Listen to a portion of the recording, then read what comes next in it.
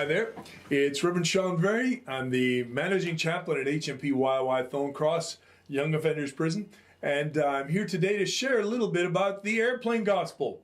Now, if you like telling other people about Jesus, then you probably like me and you like to use ways that are a little more visual. I find Stanford University said that people are 89% visually oriented, so we have far more visual cues than verbal. So I'm going to try to combine the both, actually. And for this airplane gospel, all you're going to need is a white A4 piece of paper, preferably with no writing on it. And I'll just give you this presentation. Please feel free to chop it or change it, make it your own. And I'll try to do it rather quickly, so take as much time as you want to. If you're doing street evangelism, this is a great tool to gather a crowd. People are curious or inquisitive, and people will want to see what you do. It's also great for assemblies, for kids' church, for any church, really. The airplane gospel. Life is like a blank piece of paper. We all start out the same, nothing on it, nothing to see. We're born into a family, into a home, and our life starts to take some kind of shape. We go to school, we learn from our teachers, we learn from our family, we learn from our friends, and we start to take a bit more shape and grow. And so maybe we go to high school, and you start to think, wow, I'm getting getting a handle on life now, and life is taking shape. I can see where it's going. Now at this stage, I'll interrupt and say that you can ask the crowd, what does this look like, guys? And there'll be some bright that'll say, hey, that looks like an airplane. And you can say, fantastic, you're right. Because it is. This is the airplane gospel.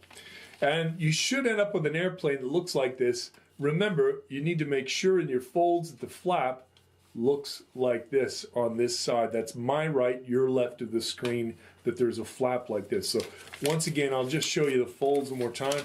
Start with a piece of paper. First fold like this. Second fold like this. Third fold, we're going to go like this. Number 4 with the flap like this. There's your airplane, right? You get to this stage, you can say, okay, well, once we're finished high school, or maybe we think we've learned a lot about life, we think the sky's the limit. And so what's the old saying? And at this stage, you're going to throw the airplane. What goes up must come down. So crash, the plane crashes. At this stage, we're going to actually tear the plane. And I'll just show you basically how to do that. You're going to go just like your driving license. You're going to tear along the dotted line. Boom, boom. Yeah. So I've made a dotted line here. And you're going to tear along that dotted line. It doesn't have to be perfect, but you want to make sure that you do get that tear roughly halfway down the plane. It doesn't have to be perfect. And through the magic of Trufflin and his wonderful wizardry, he's going to show you how this turns out. I'm going to show you what you do with this plane. So the pieces that are before me now, we're just going to leave the largest one to the left, because that's where the surprise is. And you're going to start to unfold the pieces, and you'll find something that looks like the letter L. That's going to be placed down on the ground, the letter L. Then you'll find another letter that looks like an E. It could be an L, but it's an E. We're going to use that for the final letter, the 4th letter. Then you're going to find 2 pieces like this, which will make a V. You see where we're going with this, eh? Some of you probably caught on, hey, I know what he's doing. And finally, you'll get 2 pieces like this. That's an O, the first part of an O. And there will be 2 tiny pieces that will look like triangles. You unfold them, and they constitute the final parts of the capital E in love.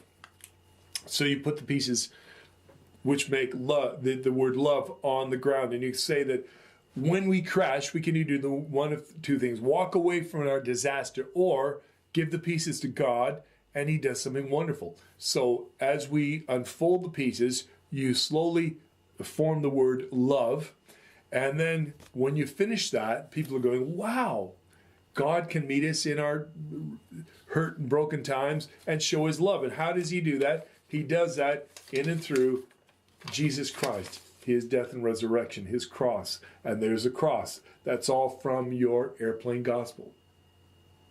Thank you very much.